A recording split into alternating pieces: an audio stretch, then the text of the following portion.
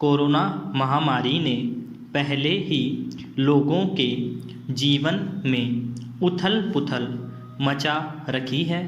Vaccine आने की राहत भरी खबर के बीच में एक और बीमारी के पैर पसारने की आशंका ने लोगों की चिंता बढ़ा दी है। 3 साल पहले बर्ड फ्लू से मुक्त हुए देश में फिर इस वायरस ने दस्तक दी है। राजस्थान, मध्य प्रदेश, हिमाचल प्रदेश व केरल समेत देश के अन्य राज्यों में इसकी चपेट में आकर हजारों परिंदे मौत के मुंह में समा गए हैं।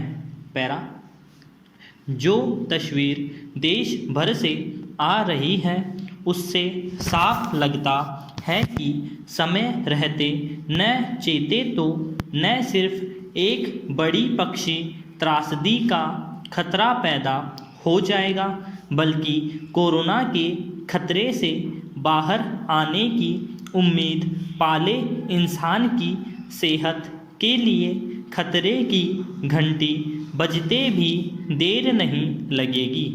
वजह यह है कि बर्ड फ्लू के वायरस बेहद खतरनाक होते हैं और ये इंसानों को भी नुकसान पहुंचा सकते हैं।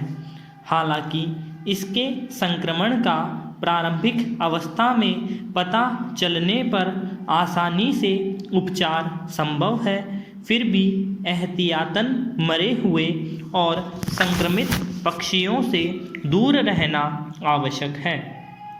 बर्ड फ्लू के खतरे को देखते हुए प्रभावित राज्य अपने स्तर पर अलर्ट जारी कर चुके हैं। उम्मीद की जानी चाहिए कि बेजुबान पक्षियों की जान को संकट में डाल रहे बर्ड फ्लू के संक्रमण का विस्तार शीघ्र ही रोका जा सकेगा। इस बीच बड़ा सवाल यह है कि corona, bird flu, swine flu और दूसरे वायरस जनित रोगों के लिए क्या हम खुद जिम्मेदार नहीं हैं? क्या इन सब का कारण यह नहीं है कि आपाधिपति के दौर में हमने मर्यादा में रहना छोड़ दिया? प्रकृति से खिलवाड़ करते करते इंसान ने अपना इम्यून सिस्टम कमज़ोर कर लिया।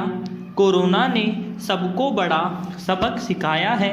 जीने का अर्थ क्या है यह भी खान पान में सावधानी से लेकर साफ सफाई के सही तौर तरीके तक याद आ गए। यह बात भी समझ में आ गई कि कोरोना जैसे कई वायरस अभी और आ सकते हैं, इसलिए अब सावधानी हटी दुर्घटना घटी का मंत्र सदैव याद रखना होगा।